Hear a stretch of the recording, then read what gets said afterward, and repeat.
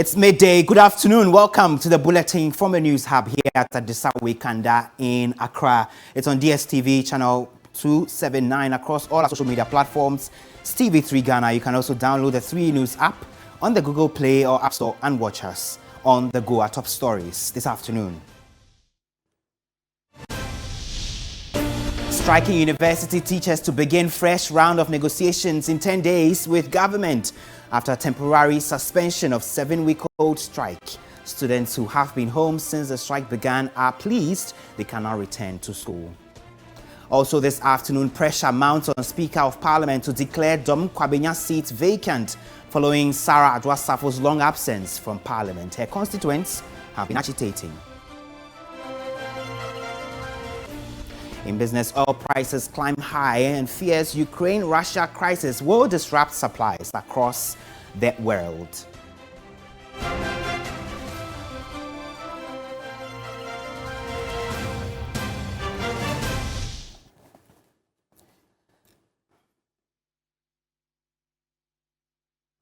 We have details of these stories and more if you stay with us over the next 60 minutes. Remember, DSTV channel 279 across all our social media platforms is TV3 Ghana. You can also download the 3 News app on the Google Play App Store and watch us on the go. Our top stories. Let's begin this afternoon, and one on the education front, and this should come to many of the students across university campuses as a relief, because striking lecturers have called off their strike and they are expected to return to the classroom after this particular action. We know that the lecturers have been on strike for the past 7 weeks. Now, they have given themselves a 10-day window to conclude negotiations with government. The decision, which was taken after a National Executive Committee meeting, resolved that the talks and the subsequent negotiations be concluded within 2 weeks, failing which the teachers may have to resume their strike. In a statement, UTAG noted the decision followed several appeals from eminent Ghanaians, Parliament, and also taking into account the legal processes pending before the courts.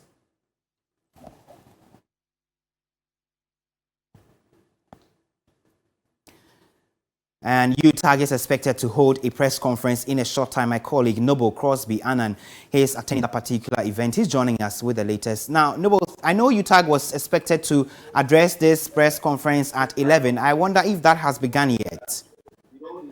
Well, Kamala, thanks for having me. The press conference began somewhere after 11:30.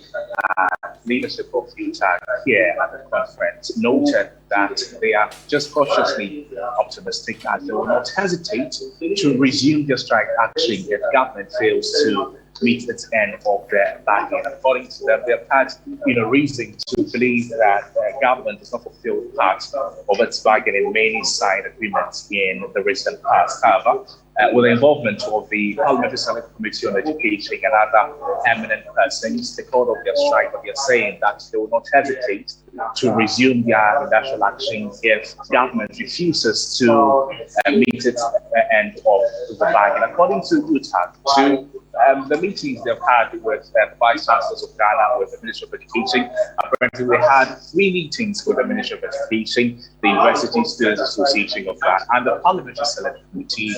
Amongst these lists, about 2 of them made the change, the meeting with the Parliamentary Select Committee of Education, as well as the intervention of some eminent citizens, including the former President, John Adjei-Kufuor, and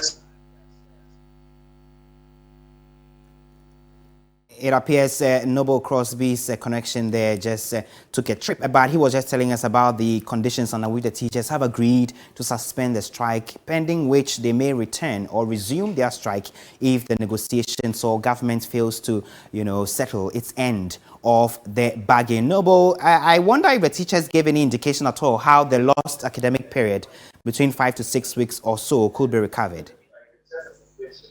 Well, according to them, when that question was asked to the president of the association, he noted that they are not management and that decision will have to be taken by the management of the various universities which are affected by the strike action of the teachers.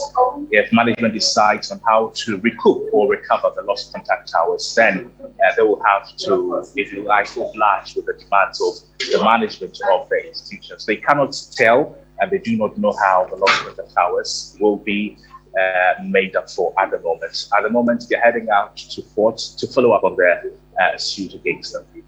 Thank you, Noble Crosby Ann, and my colleague there who has been sitting through the press conference organized by the University Teachers Association of Ghana, UTAG, on the back of the suspension of their 7-week-old strike.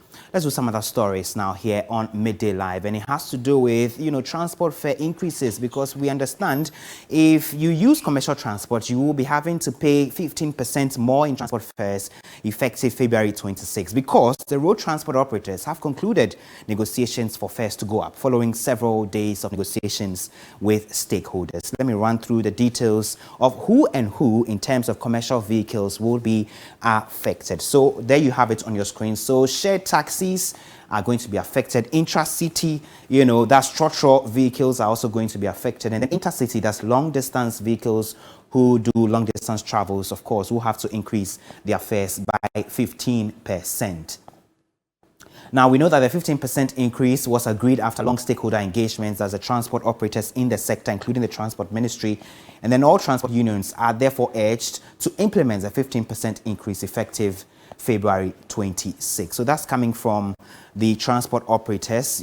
All of them have agreed now unanimously to increase their fares by 15% across the board. Let's get some reactions. We know that this will bite hard, of course, on commuters and people who patronize commercial transport. Some of them have been speaking to my colleague, Richard Bright Ado. Coming to be more difficult for the coming years. The only thing left for the government is to reduce the taxes on the petrol. That is the only thing they can do. Apart from that, I don't see what we can do. A lot of now we create papers in Swakosro. For any papers, the BBA Cosro, Ukaboso Kaya, engine now told me about 30 million. They say I got 40 million. Into FT now a lot of friends who are too much to say, I do want in yet. One for the Beamu person Befuka. Oh, now yes, Ufuka cry, no old price, no. They didn't talk about it. And if one two more, a higher diversity, commercial diversity, higher power. Like a fair more new here, a Nagba. Ni what you want to fair ya petrol me. Ni be to know ka feel what can pay. Ko na aba will think about or fair can no iba wawo. Ya gashi ni tumo tonje ba petrol mo na wa. O na ka amano fi o ba wa na gba ji meni wo wole o ke fe afi obe ke bla amuno ne kan afi obe dugba ko play o mo ko bi enu shishi ko ba be amu dan ba nu shishi o ko me ke ko shi hale be ma traba na ohwe so a akatua no so ne gina ne gina ko yenim ye ma yachi to lol mu no nche be ba mo o mi mo man kasa de me tamfoka me tamfoka ma nyusu baskra menante de e be affect me ba miss de entino se bibi o ha se so mo ye o ho na ebetimi ama nya ye ntwen kontwemra ebetimi aye ya ese abanu hwe na ono mo kana so dwe ba na kromafo so ye huntoy. So you had there some, transport, those who patronize transport services, they're speaking. They say it will bring hardships on them because the economy is already in a very bad shape. So they will have to cough up a lot more to pay these transport fares. As a 15% increase, it will be a burden on their pockets. The last person there says, even though he does not patronize commercial vehicles a lot, it will still be a burden on his finances. Well, General Secretary of the Ghana Private Road Transport Union, Godfred Adongma, has warned that these transport fares may go up further despite a 15% increase that has just been announced because of incessant increase in fuel prices. And so that's the latest coming through from the transport front, that these transport fares, which have gone up by 15%, implementable by the 26th of February, could actually go up even more because transport fares, fuel prices continue to rise over the period. We had mentioned that 50% is what we are all going to effect as our fare increment. And then we did drew the attention that within the next 1 week or two, possibly fuel prices can go up. So we said, fine, within the first schedule, we'll adjust by 50%. Then we'll all monitor the situation and see between the next 1 month or two, if the fuel prices still goes up to about 10%, by which time it would have been around 8.8 peso per litre, then we would come back for another fare increment. Which means that the 20% we were asking for, leaving the initial 30% as captured on the document, then we are now asking for 20% maximum rate for us to see whether that could cushion our members. So if we still want to make sure we get the next 5%, then we'll waive off and monitor the situation till the next 1 month or two. When the fuel prices still goes up, then we can come back. All the 16 transport unions are not under the TUC, and not all of them do appear at the negotiation table with the minister. From the minister's office there, it is only the GRTC, so the GRTCC and then the GPRTU that go for the fair negotiations. Let me take you now to Parliament, because the woes of Dom Kwabenya MP Sarah Adwa-Safo are deepening as MPs pile pressure on the Speaker to declare her seat vacant. You know, in the past 24 hours, it's been topical across traditional and social media platforms because of her long absence from the House, which has been interpreted by some as sabotaging government business. In an interview on JBC, the Asin Central MP Kennedy Ejepong said the conduct of the MP for Dom Kwabenya is disappointing and he wants her seat declared vacant. He's not the only one. My colleague Komla Kluche has been monitoring some of the calls and the reactions. The President of the Republic of Ghana, Nana Addo Dankwa Akufo-Addo, had extended the leave of absence from office for the Minister of Gender, Children and Social Protection, Sarah Adwa-Safo, from office, which was due August 31, 2021. At least that was the last official document that the government had spoken with respect to Sarah Adwa-Safo. On the 6th of October 2021, Sarah Adwa-Safo has been absent from office since that time till now. The last time she was seen in the legislature was in December of 2021, where she appeared ostensibly to partake in the passage of the e-levy, which has not happened till date. Even that, the minority has been challenging whether she was the person who appeared in the House for the very first time. Fast forward, most of the MPs from the majority side have launched a scathing attack on her, saying that she has held the party and the majority caucus to ransom by not making herself available for the majority to have the e-levy passed. What we understand is that she wrote to the Speaker asking for permission to be absent from the legislature, and further went ahead to ask for extension. What we do know is that the Speaker has also written to Sarah Adwa-Safo demanding for medical records, where she said that she's out of the country because she hasn't been well. The Member of Parliament for the Asin Central Constituency, Kennedy Ejepong, has been the latest, launching a lot of attacks on her. He went on to say a whole cabinet minister for gender, children and social protection now demanding that she should be made a deputy majority leader before she comes to Parliament. You don't come to Parliament and you're on TikTok dancing and making videos. Well, this latest attack from the Asin Central MP appears to be one of the highest, and if this is anything to go by, it does appear that Sarah Adwa-Safo is in for trouble if she does not satisfy the constitutional requirement of notifying the Speaker of her absence from the jurisdiction and from the legislature within 15 days, and if she calls for extension, there must be proof to it. Now that the pressure is mounting high from her own stables, one wonders whether she will survive this. Komla Kluche, TV3 News, Accra. And some of the Dom Kwabenya constituents have been agitating over the long absence of their MP from Parliament. Dr. Alina By is a political scientist with the Kwame University of Science and Technology. He's joining me for a conversation. Thank you, Doc, for joining us. So what could be the possible impact of the absence of the MP on her constituents who voted her to represent them? Yeah, thank you so much, and a very good afternoon to your viewers across the length and breadth of the country.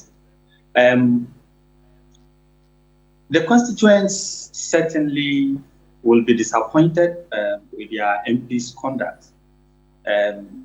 Basically, the MP is expected to represent her people, and if she is absent, and not just that, she has become a subject of news to her party and then the country by extension. I think this is not what the constituents must have bargained for. They expected somebody to lead them and probably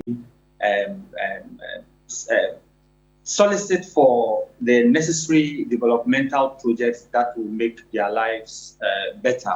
So if the person is absent, is not even around, is not conversant with the goings on in Parliament, to be able to look out for the things that could be beneficial to her constituents, they certainly will be disappointed. And could this affect her political fortunes going forward, for example? Sure, not just that. The political undertones of this whole thing playing out is multifaceted. There is no denying the fact that there are internal issues that is prompting all these. If we cast our minds back to the primaries leading up to the 2020 parliamentary elections in her constituency, Domi Pabina, you notice that the contest was a very heated one.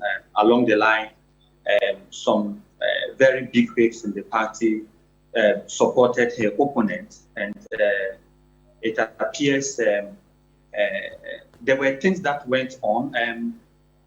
Not all the things that maybe we can speak of on air, since we don't have evidence, but she also got support from some other side, and those who supported her in that bit are getting frustrated.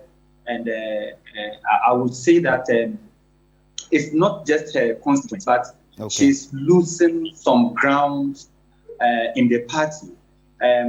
We understand some of these things come up. Primaries is an internal contest within a party, but you can't expect it to be all healthy since it's a competition. Once it is gone, I think we move on. But it looks like these things have been playing out, and the general politicking has allowed outsiders to take advantage of it, and it's not healthy for her within the party. Outside her party, you see the constituents will have reason to look for somebody who can withstand these storms when they come, so that they can get representation, whether personal egos and disgruntlements come or not. Before I let you go, Doc, and make it very brief for me, it would appear also that now the party members themselves, leading figures in the party, are speaking up against her conduct. It would appear she has also lost faith with the party itself, as a body. What does that say about her continuance or her future as an MP, as a Minister of State, and even an NPP member?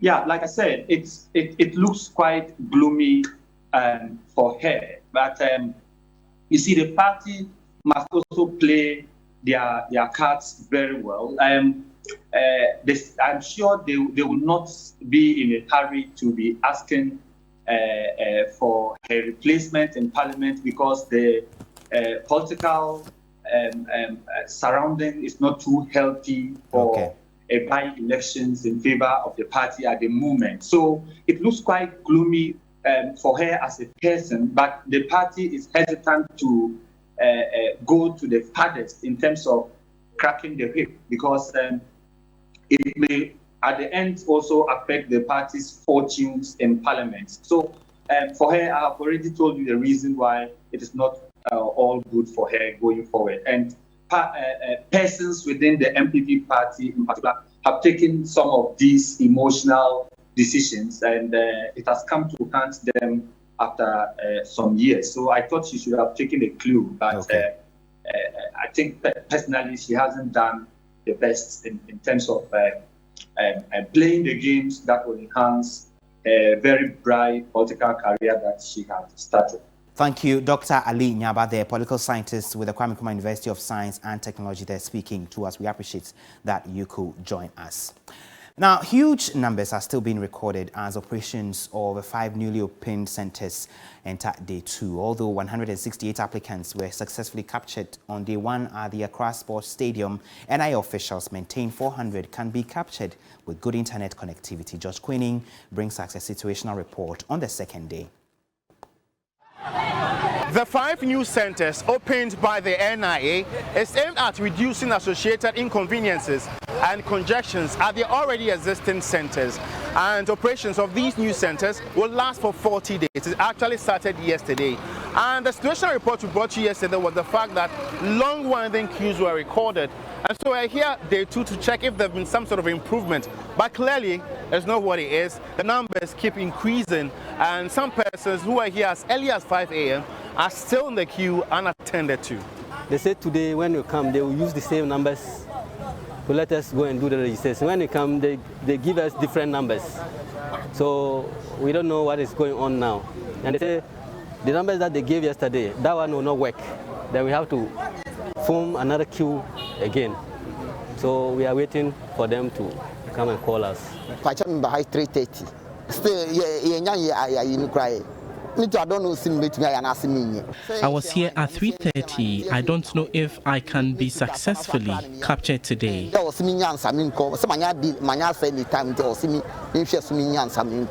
They said those that they gave number yesterday, I should go back so that tomorrow I'll come.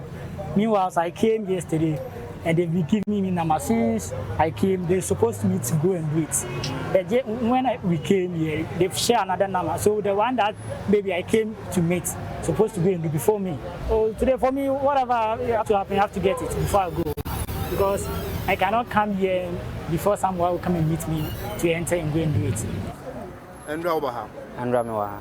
So when's my name to me? What is my number is not 290. But every we are no that was 4 o'clock. No number can say first 16. No way 4 be out of your numbers. No, aka 16 no. I was here yesterday, but I wasn't attended to. Numbers that were issued yesterday, according to the officials, are not relevant today. So I am in the queue hoping for the best. If your numbers and county view until I say John in line view. At the gate, you are given numbers to come here to proceed with the process. And clearly, concerns raised by some applicants at the gate tell you that they are really frustrated. But as a team leader here, Richard Kofi Bedu, know about these concerns. If no, let's put some of these concerns before him. I did not give anybody a number that he should come today. Indeed, I gave up to 206 yesterday. And when I went out calling the numbers, I realized some have left and they've gone home. If they've gone home without prior notice, that number would not hold. So those people have no excuse. They were not having the patience to wait, and that's why they are stranded there. But for now, the challenge is maybe internet connectivity. If the internet is stable, we are good to go. We can do more than 400 a day. The NIA expects to capture more numbers and also improve on challenges that have been recorded. We hope this translates in the numbers. Josh Queening, TV3 News, Accra Sports Stadium. Let's stay with the subject a while longer because the minority side of the Communications Committee of Parliament says it will push for a return to the mass registration of persons seeking for the Ghana card as the NIA appears before Parliament on Wednesday to answer questions on the challenges plaguing the system. Sam George is Deputy Ranking Member on the committee and MP for Ningo Prampram. Grateful. We've heard your complaints, and like my ranking member has said, we will carry all of your suggestions, your complaints. I mean, the issues that people are raising here are very serious issues. That if you pay 20 Ghana cedis, they will help you jump the queue. Or that if you pay 2.5 million, then you are treated better than another Ghanaian. Yes. These are issues that we need to raise. Now we continue our series on education reforms and the gaps that exist in the rural areas. We throw the spotlight this afternoon on the Ajikpo Dokuyo MA Primary and Junior High School in the Yilo-Krobo municipality of the Eastern region, where parents are withdrawing their children from school because of a lack of furniture. Now, those who are still in school have to make do with broken plastic chairs and bricks. Unlike many of the rural areas where school sessions are held under thatched structures and under trees, in many parts of the country, the situation here at the Ajikpo Dukoyo MA Primary and Junior High School in the Yilo-Krobo municipality of the Eastern region is different. The school has a decent and spacious structure to accommodate several pupils here, but the enrollment numbers keep dwindling. Parents are withdrawing their children because of a lack of furniture. Regent of the area, Kweku Idrisu Adamte, fears there may come a time the classrooms may be completely deserted. Some of them sitting on concrete blocks. Some of them have to improvise their own chairs. Where there is any, let me say, absentee student or people, then they take up that person's seat. The day that the whole class will be full or the whole pupils will be in class, some of them even squat on the walls. Because of that, a lot of the parents are pulling out their children from the school. Beyond the lack of furniture, the school also has a challenge with textbooks. We need textbook, desks, and the desks too, because some people came out for their admission, and because of desks, they are not reporting. So we are begging the government. We need table and chairs. 2, we need electricity. When rain is coming, all the classrooms are dark. Circuit Supervisor for Somanya North, Obed Agbashi, says there are a number of schools in the area that require classroom furniture. The situation actually is not peculiar to only this place. We have another school that is nearby, Yelo State, also needs furniture because I go around and I see they also need it. So as we are calling for help over here, State also needs is in a similar situation. Meanwhile, Member of Parliament for the Yilo-Krobo municipality, Albert Nyakote, says he has begun a number of interventions to mitigate the impact of a problem since the central government has neglected the people. The key problem has to do with infrastructure. Of course, we have a lot of quality problems too. I've started some work already. I've signed a deal with an organization called Pencils of Promise to try to rehabilitate 8 schools. Somanya has some school buildings which are competitive to what you see anywhere in the country, but the upper part is really bad. So I have started doing some work. Recently, I concluded a project on a school called Apeswa. We started one school at Agogo.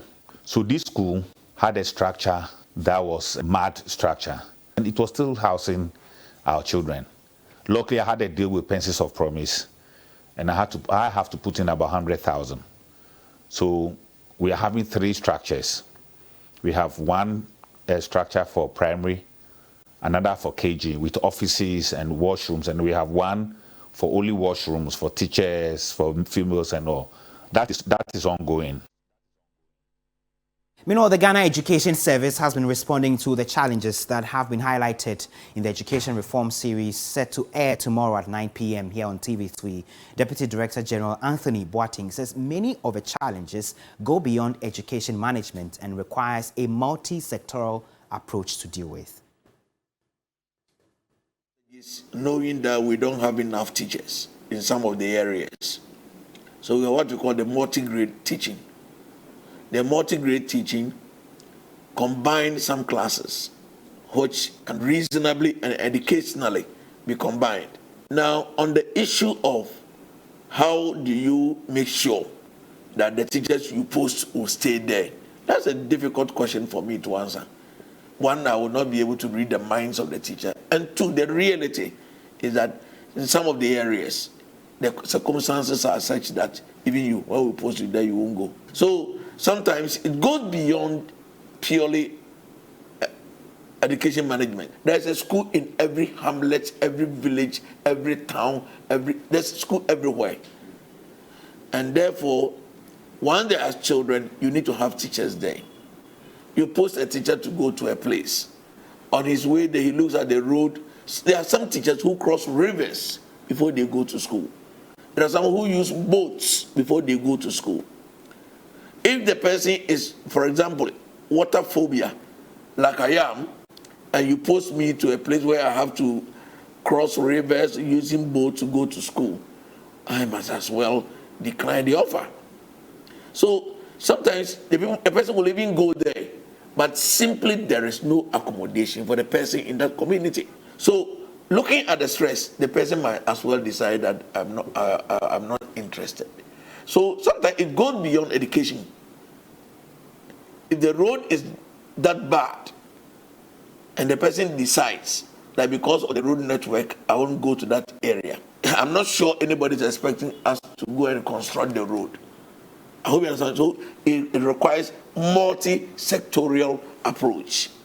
So these are issues that we need to address as a country. You heard the Anthony Boateng, Deputy Director General, GES, they're speaking as part of a documentary set to premiere tomorrow, Education Reforms in Ghana, the Reality and the Gaps, 9:30 p.m. or 9 p.m. rather, here on TV3. Do make a date.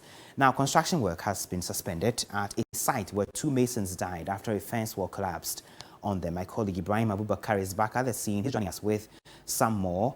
Ibrahim, thank you for joining us. What's the latest from where you stand? I see that you are still at the area where the fence wall collapsed. What's the latest in terms of even the individual who was said to be in critical condition yesterday? Well, Komla, fortunately, that individual is now in stable condition and is still receiving treatment at the Konfano Teaching Hospital. Just some few hours ago, the contractor of the site who were arrested to assist with the investigation has also been granted bail. But the engineers from KMA were here just some few minutes ago, and they were even surprised that the building has even got to this stage, because they told me that on a number of occasions, they have demanded from the owner of the building to even provide them with permits. So they decided to stop them from working just to come and see what has happened. And in fact, what you are seeing behind me is a dangerous situation that they even complained about. And this is a house that belongs to someone. So they were digging down there to also erect a fence wall. And unfortunately, the fence wall at this part collapsed on them. We have a similar situation also here. We have another house that is behind this particular building, and they are doing the same work. So if you can see clearly, you realize that the fence wall of the other building is hanging, and they have dug down deep there, and that is where they were working. In fact, yesterday, some of them were even working around here, and the others were working at this place when the building collapsed. So it even looks like a galamsey pit. When the engineers came here, they were quite worried with the state of the building. So they have raised similar concerns, and even unfortunately, the 2 persons who died, one of them, I was told by his brother, is a farmer in the northern part of the country. So he came here just early this year to do some construction work, and he was hoping that when the rain starts, he will go back to his village and continue with his farming activities, just to come here and lose his life. So it's a sad situation here, but when you come and see the kind of work they are doing here, you wonder why they decided to do this dangerous work. I've been engaging this Isaac, who has been sharing some stuff with me. Let's listen to what he has been telling me.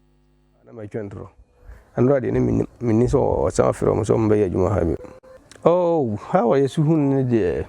We are one city, see, and dear son, what's ever. Because one I see anything I don't know. One I see anything I don't know. And this one to us, he was a saying I could for Sabo. I say, no, I could for Sabo. The one they are seeing in a week. I just about dear no crumpo, dear crumpo, and so many. But didn't know bank, I do a crumpo my saco. Like a new food I didn't cook. I say, hey, So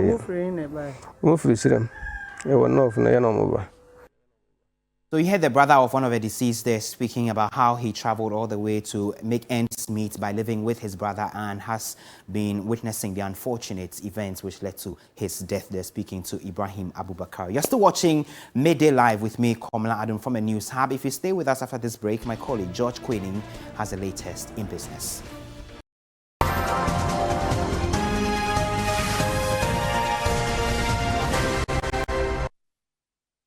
A very good afternoon. It's time for business here on Midday Live with me, George Queening. On to our very first story. Vice President Dr. Mahmoud Bawumia has attributed the consistent increase in fuel prices to the transition in energy usage to renewables by the global community. Dr. Bawumia was speaking at a National Energy Transition Forum organized by the Ministry of Energy here in Accra. Transition Forum was to discuss the need to move from the use of fossils to renewable energy. The forum was also against the backdrop of the Climate Change Conference held in Glasgow in UK last year. The conference concluded on the need for countries to speed up energy transition program to reduce their emissions. Vice President Dr. Mahmoud Bawumia, who was disturbed about the highs in fuel prices, charged Sector Minister of Energy and other key partners to help address the fuel prices. The developing countries are facing these very high costs of petroleum prices, and that is resulting in many economic impacts such as inflation in many countries as prices of goods increase in response to the increase in petroleum prices. So we have to be very aware of where this is going. There are many who have said that the petroleum price increase is going to remain at such high levels that we are not going to see any major declines. Then how do we as developing countries like Ghana adjust to this new reality? Minister of Transport Kweku Ofori-Esiama spoke about plans to pilot gas vehicles in the country in the next few months. In the budget, the Minister of Finance made a provision of $20 million for me to purchase buses. It is my expectation that half of this money will be used in purchasing LNG gas buses and some few electric buses for us to try and see how we can cope. The Minister of Finance, Ken Ofori-Atta, assured adequate funding to transition Ghana into the use of renewable energy. Taking funding off the table for oil and gas investment is not the solution.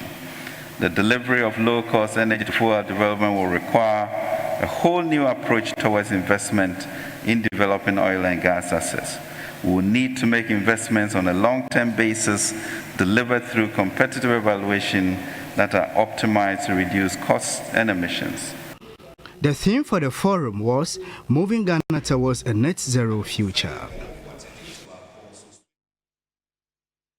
And now the Ministry of Employment and Labour Relations is to roll out a National Employment Coordination Committee to deal with issues on job creation. Minister of Employment and Labour Relations Ignatius Bafwe was speaking at a workshop to discuss job creation at Terman in Accra. Findings from the Ministry of Employment and Labour Relations indicate that government has created over 11 million jobs in the country. It showed that over 800,000 to 1 million jobs have so far been created within the period.